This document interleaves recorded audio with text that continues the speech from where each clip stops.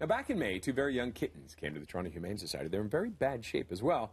They had swollen, badly infected paws. They were ill, but with the help of the medical and rehab team and some mini prosthetics, believe it or not, they are resilient and adorable sisters, and they're doing quite well right now.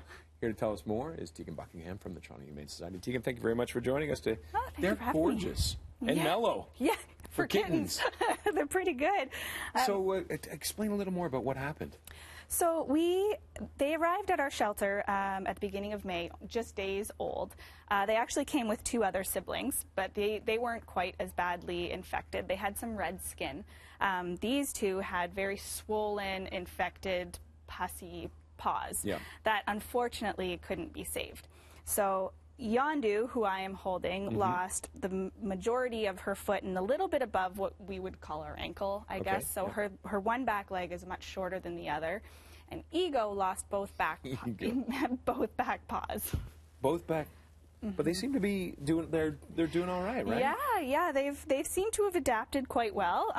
They have started work with prosthetics, so we're hoping. They've only had one trial so far, so we're hoping they take to it. But that will be an ongoing sort of work in progress. How do you fit prosthetics for a cat? Like, what do you have to do for that? So it depends, I guess, on the prosthetic itself, right? So Ego actually has two slippers. They're a little bit hard to see in the pictures that we've had, but they're more effectively like you and I would wear slippers. Yeah. Whereas Yondu looks like a cast almost that goes up the back of her leg. And how have they responded to it?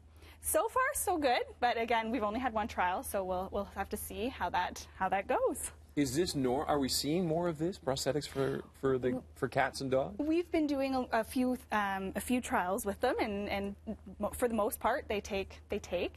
We have another dog that's working with a splint almost, so it's not a full prosthetic like these two have, but it's a custom fit splint for the pup that has it on her front leg. Now, obviously, I'm guessing they'll be up for adoption soon. Is there anything people have to think about if they want to adopt a cat with special needs like this? Yeah, it depends on the special needs, right? But with these prosthetics, that you have an appropriate house that you're going to be, making sure that they're wearing them, that kind of thing. And other than that, though, that's really it. Other than the normal things that you would think about when you go to adopt, is it the right fit for your family? Can you afford it? Have you thought about the medical bills? That kind of thing. And keep them in. Will they be able to go outside at all, or? We'd probably suggest an indoor. Yeah, I suggest an indoor. I'm a big fan of indoor cats. Now, along with these little beauties here right now, you got Cat Days of Summer going on and Paws in the Park. Yeah, so our Cat Days of Summer it will go until the end of the summer, so September 20th, I believe. All of our cats, including kittens, the adoption fee right now is only $20.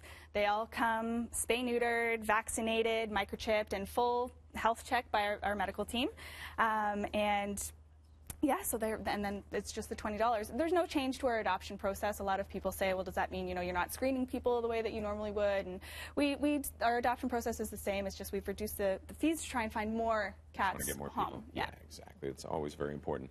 And the Paws in the Park? Yeah, so Paws in the Park is our largest annual fundraiser. It's happening on Saturday, August 11th at Woodbine Park. We will have dog adoptions going on there and a number of different activities, shopping vendors, Scottish dance, a bunch of fairly traditional for an animal adoption party. It's a fun festival. There's a lot of stuff going on. Dog yoga is another thing that we'll have going on, and some food and craft beer. So there's a lot of stuff. Yeah. Sounds like a perfect summer day. Yeah. All right, Tegan, thank you very much. And when are these ladies going to be up for adoption? As soon as they're better. We don't know quite yet. Watch our website, and they'll be up there. Yeah. Perfect. Tegan, thank you very much.